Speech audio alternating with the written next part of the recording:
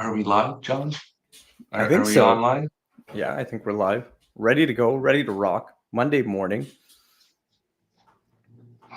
Best way to do it.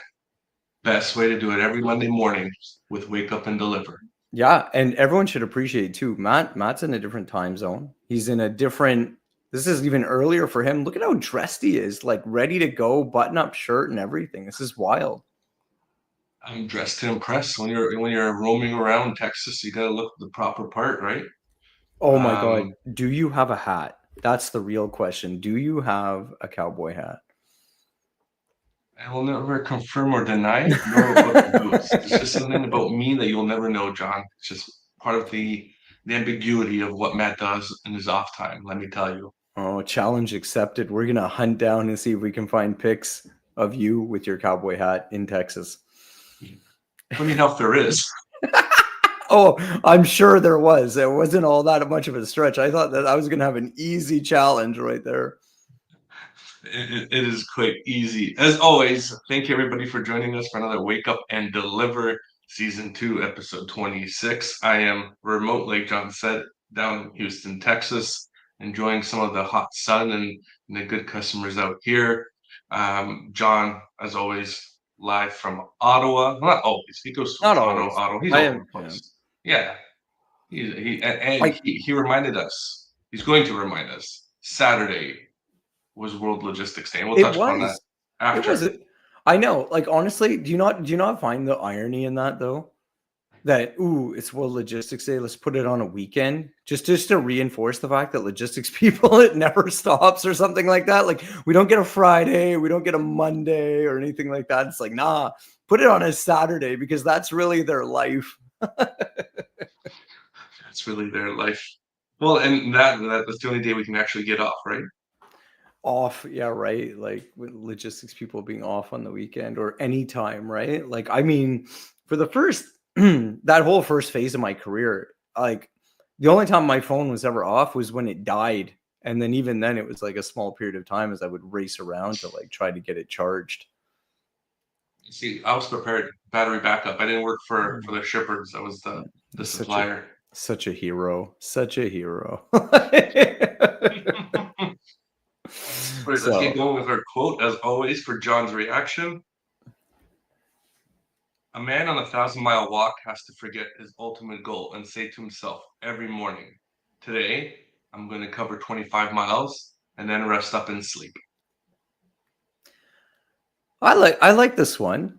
So this one's not bad because I think actually it speaks well to because how often, Matt, like if you're talking with a customer, if you're looking at starting something new, right? They want to build out a new part of their network. They want to do something different in their warehouse. They want to do a different kind of delivery for their customer. How often do so many of those like logistics and supply chain type things start with people like essentially feeling super overwhelmed by the final product or where they want to get that they are hesitating to start. Well, not only that, it's also a great time where you have those conversations. They're all excited about it, but then they're scared about the first steps and they dodge the beginnings of it. They know the end goal where they want to be. They want to have this beautiful, shiny warehouse or this beautiful final mile destination to all their customers. But Mhm. taking those first steps and realizing how much work it is, it's like, man, it's hard. That's why you got to break it up into smaller pieces and really focus on key points. Yeah, for sure. I have this discussion all the time. It's just that you kind of know the direction you want to go in and start going. You know what I mean? Start doing the things that you know are going to contribute to that direction. And if you find you're veering off a little bit, like you kind of reset and you stop doing that or you adjust to come back to the middle, even if it's not 100% perfect. So I like that one today. Oh, Good there we go. morning. There you got it. Oh, you did it. I hit it. You I hit did. it. You hit it. I hit it. I did. You threw him You hit down it like again. just terrible. I'm sorry. Just knock him down. So that was Moving on. yeah, there you go. That was good though. I do like that quote. I think that was super good because I think if anything it's wicked helpful with everything that's going on. And then so this is funny though. So that's a great segue into something I wanted to bring up that I saw over the weekend and a little bit more this morning. Did you hear that some of these Terracotta Warriors were moved from China to Australia for an exhibit that's going to be going on at the museum there, one of the museums there. And they got damaged on the way? No, they didn't get damaged or anything, but that's the thing, is that, like, when you talk about, like, having a big project or something like that, like, so, Cathay Cargo or whatever, like, was in charge of moving a bunch of these, Terracotta Warriors and a whole bunch of other artifacts. Half of them had never even been out of China before. Like, they've never been out of the country, and successfully got them all into Australia, and, like, everything's there, nothing's damaged, blah, blah, blah, whatever. But that just goes to show you, like, that would have felt huge, right? Like, I think very often, we spend a lot of time talking about, let's call it, like, the commodity side of the business, or like the straightforward side of the business that everyone thinks about. But like, something like that's wild, right? Like, the amount of planning that has to going into properly moving something, properly tracing it, tracking it, making sure that everything goes so smoothly is actually really hard, even though the concept is exactly the same. I'm putting stuff in a box and I'm moving it from point A to point B. It's not remotely the same. And I know you have a lot more experience in this kind of, like, really wild or customized kind of thing from your past, and especially when you were working with, like, the military and stuff like that. Yeah, I was actually funny that you bring that story up, because it kind of reminds me of, I flew obviously to Texas last Wednesday, and I was just sitting at the airport with my son. I was thinking about we would always talk about the movement of goods, but there's also the movement of people. Mm, And we get on the plane, everybody gets boarded, da da da. We're sitting down, and there's an error. They have an extra person, double person on the plane. Essentially, someone either got on the plane they weren't supposed to, and so they had to deboard the whole plane because they couldn't figure out. They went through all the seats, they checked all the passengers' passports and the boarding passes. Everything checked out. So they had to deboard the plane again, and then that was the only way to process it through. And we take these things for granted now, but there's such a huge movement of people and goods that are happening that is so subtle, that we focus always on the harder things. But when the things that were part of on the day to day, imagine like a bus doesn't arrive on time, or in Japan, if the bullet train's not exactly where it's supposed to be, and everything's planned so tightly and everybody knows what they're doing, but we forget the whole logistics that goes mhm. into those processes, how quickly you have to make those things execute and safely, and how much time it took to get to that point, right? Yeah. And there's a lot of this. Go ahead. Oh, I was gonna say, I agree with you that, like, people misunderstand the fact of, like, sometimes the hardest thing about, like, what we do isn't that initial thing, isn't the solution, right? Like, it's not about, ooh, I have a train, I'm going to set the schedule, and finding the optimal schedule is the hard thing, or the planes or whatever. It's doing it day in and day out, over and over again, and essentially having to do it more or less flawlessly, because if not, you end up with weird problems like you're seeing. And someone could look at that and be like, oh, there should be an SOP to do that even better, this or that. And maybe, but I mean, at the same time, you're probably kind of thankful that it actually doesn't come up to the point that it needs a really a really great in situation SOP, and they had to do something kind of what felt silly to fix it. Well, and the simplicity of solutions often gets overlooked. We, as logisticians, always like to look for the complex, overarching answer to things. And I'll give you a great example. Recently, there was a LinkedIn post about the language of drivers in the U.S., how they're supposed to speak English.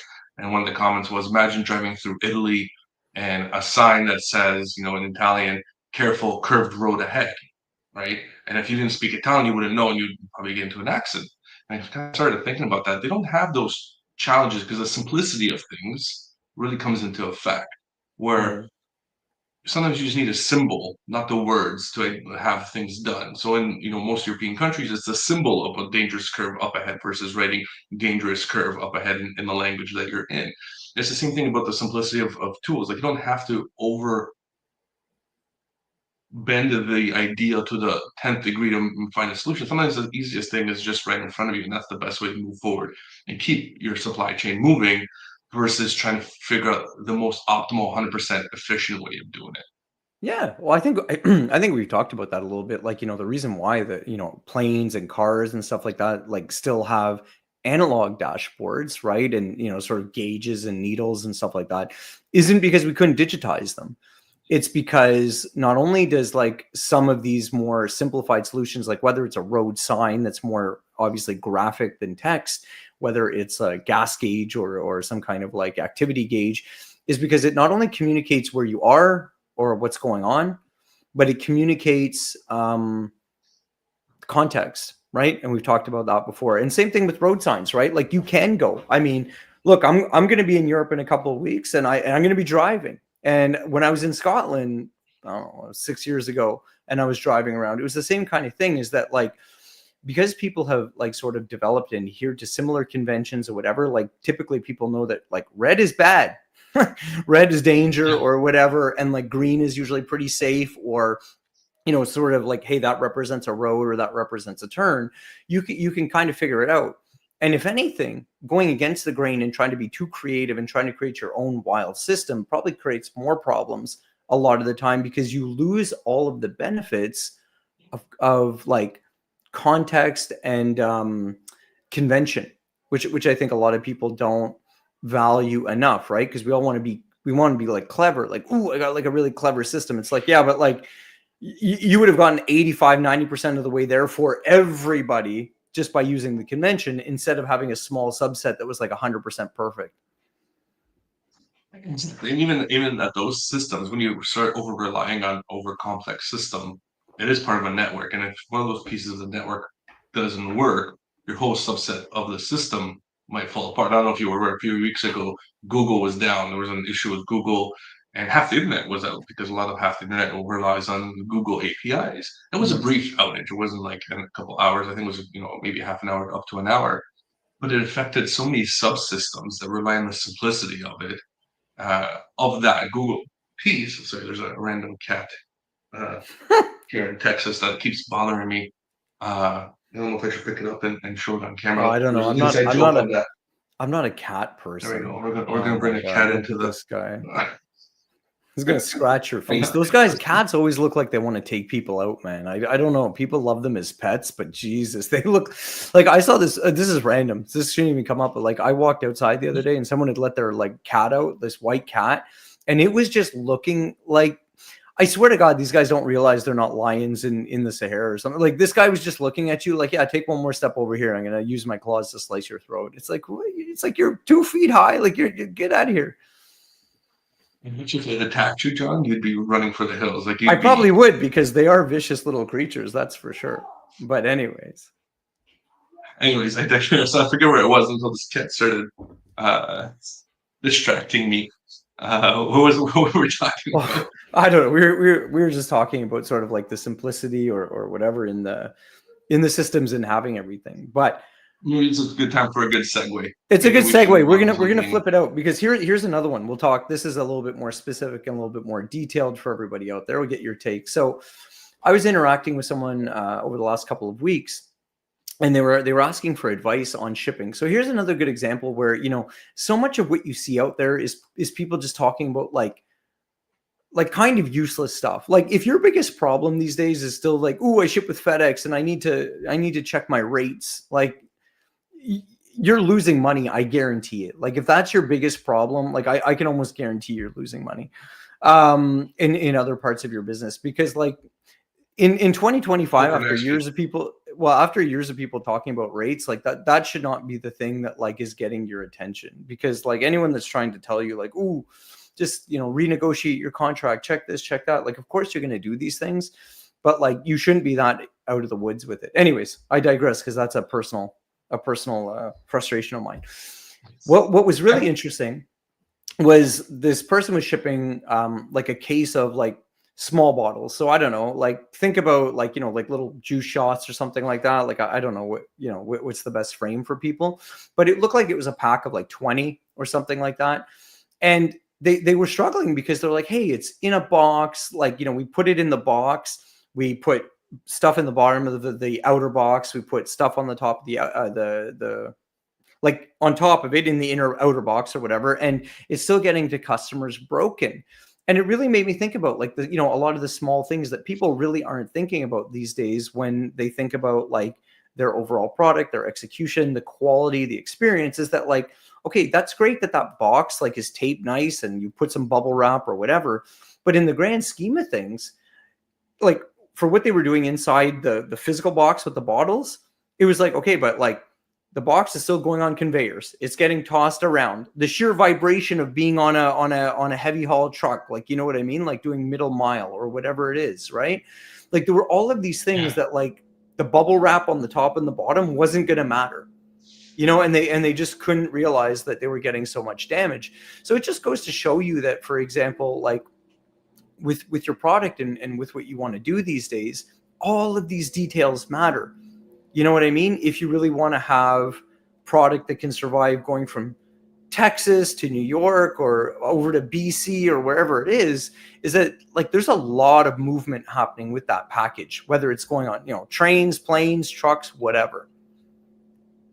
Yeah, I know we've talked about this too, like when in the past where when you sometimes you get an Amazon box and you get this giant Amazon box, but they're just filled it with air packaging to deliver a small piece because they didn't have the proper packaging.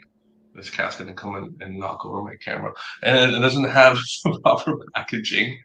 And they didn't have it, so they just filled it with whatever they had. You little bugger. You Oh my keep God. going. Look at this.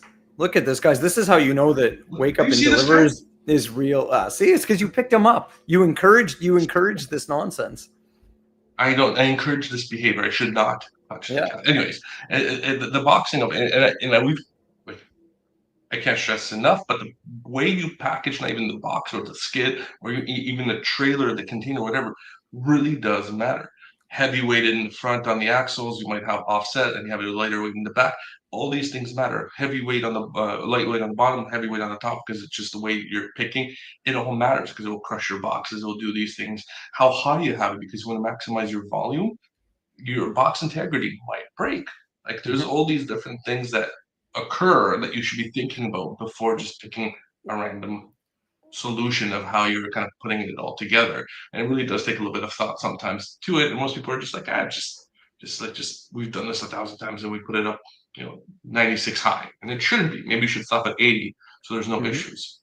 Well, and the other really wild thing is that with all of those things being said, you could also have a fair degree of luck or protection just because of either the warehouse or because of the driver, right? Like maybe they do just a little bit better blocking, or maybe they do a little bit better, sort of orienting of the pallets, or the driver. I used to work with drivers all the time, where it was like a common point of pride. Like if a load, look at this cat, if a load had like tipped, or if a pallet had tipped over or whatever, oddly enough, the drivers themselves would always be like, wouldn't have happened if I was driving.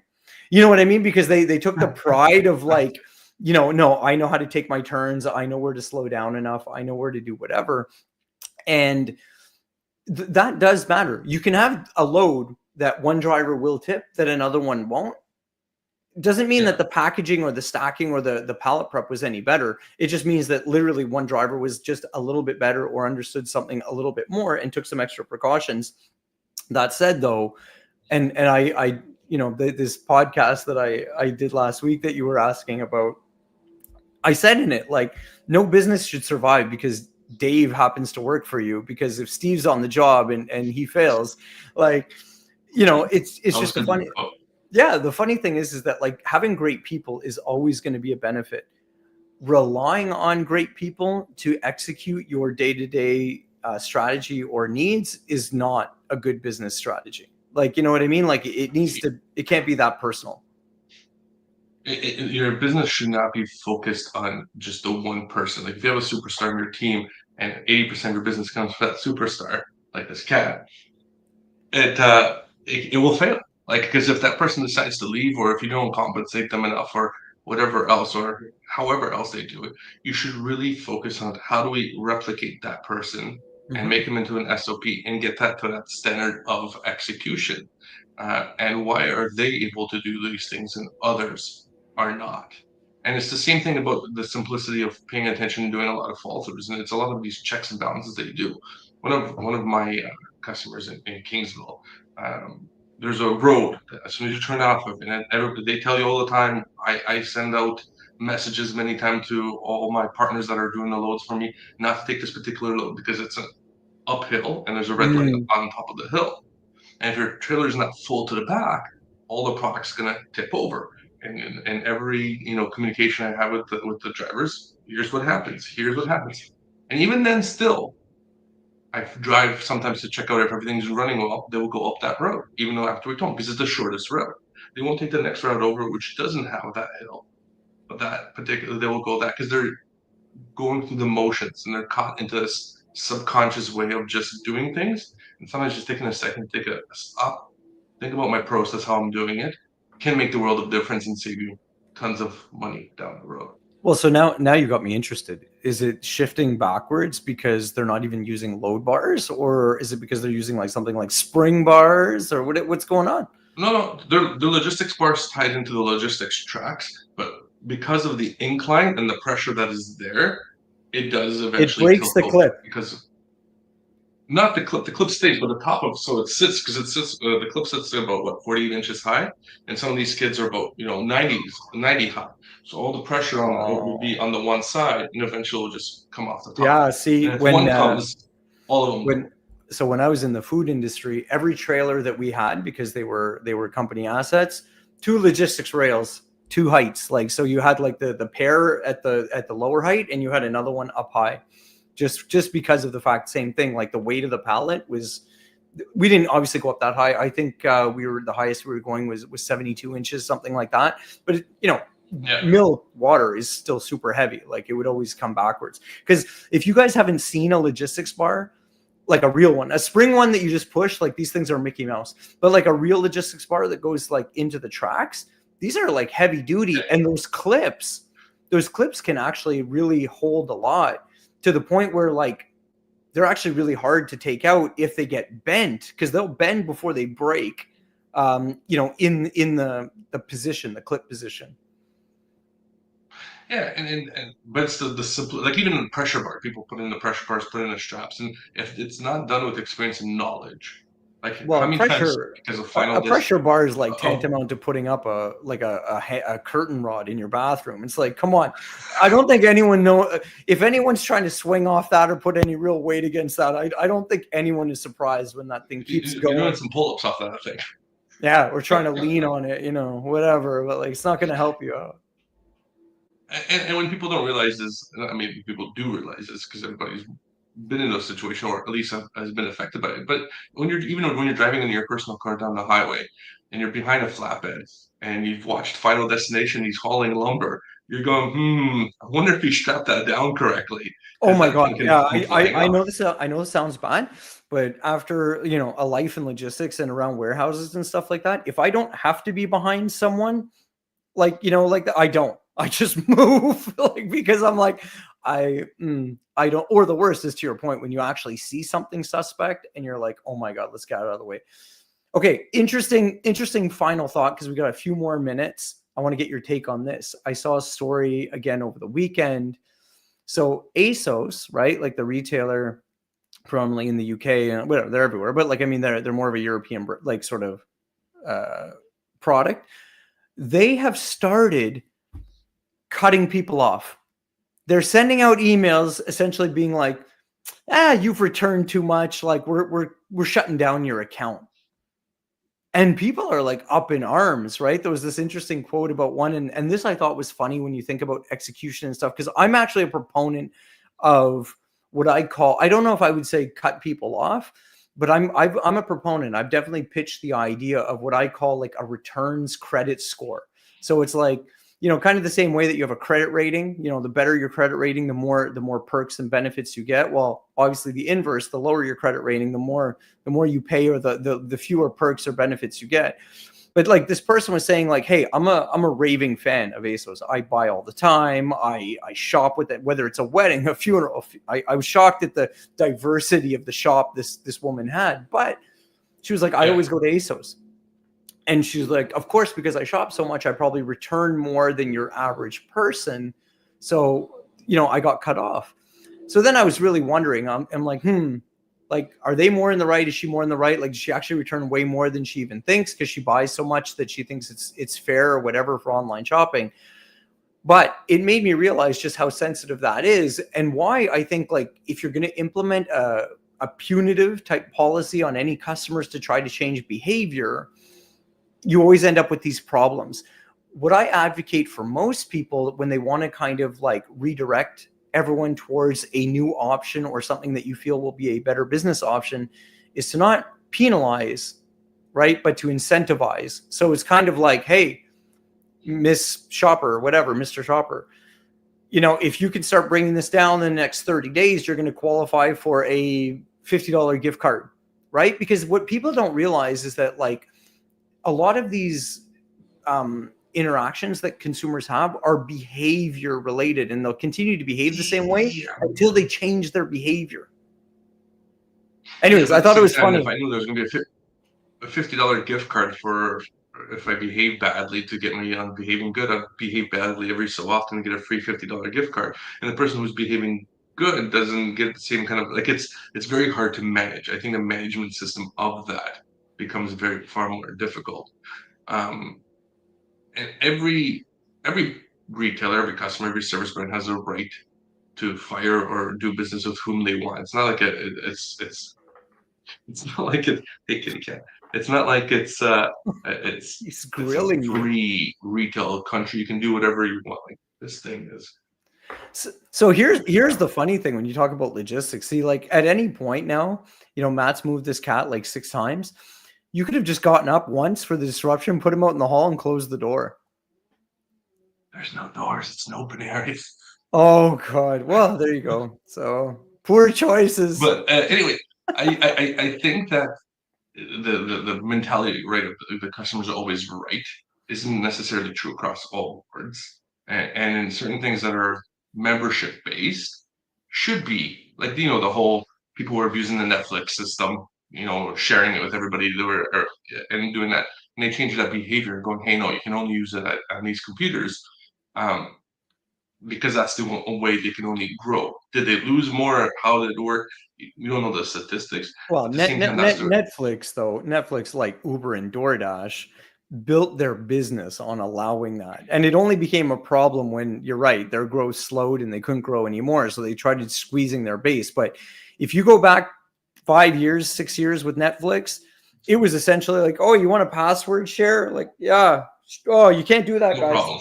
Yeah, they had no issue with But it. They had no issue with it. but it's the same thing until it becomes an issue, until it's systematic. It's like Right. the other day I sent you the article about Walmart getting rid of all their self-checkout lines because theft has become such a major thing. The first thing it was remember when self-checkout came out, be like, this is the most efficient thing. It's going to save so much money. Everybody's going to be so much happier. You can do your own groceries. You don't have to rely on somebody.